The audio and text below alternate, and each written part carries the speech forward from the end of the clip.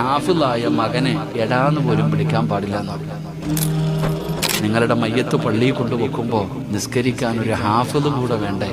അതല്ലേ ഒരു മഹല്ലെന്ന് പറയുന്നത്. ഞാൻ ആ മക്കളെ വില കുറച്ച് കണ്ടതൊന്നുമല്ല. പക്ഷെ ഖുർആൻ പഠിക്കുന്ന മക്കളും കൂടെ വേണം, ഹാഫിളീങ്ങളും കൂടെ വേണം.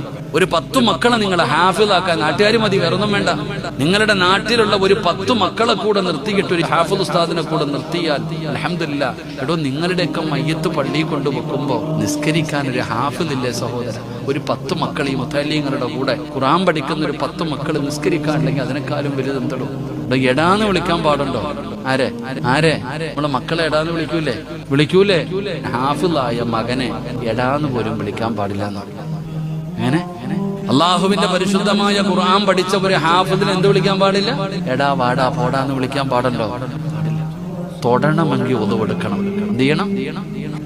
തൊടണമെങ്കിൽ ഒതുവെടുക്കണം. അതാ ഹാഫിദ്. അതാണോ ഹാഫിദ്? അങ്ങനെയുള്ള ഒരു 10 മക്കള് ഈ നാട്ടുകാരായ നിങ്ങളുടെ മയ്യത്ത് കൊണ്ട് പള്ളി വെക്കുമ്പോൾ അള്ളാഹുവെ, ആ മയ്യത്ത് നിസ്കാരത്തിൽ നിന്നിട്ട് പടച്ചവനെ, ഈ മയ്യത്തിന് നീ പുറത്തു കൊടുക്കണേ അല്ലാഹ്. അതിനെക്കാളും വേറെ എന്ത് കിട്ടൂടും?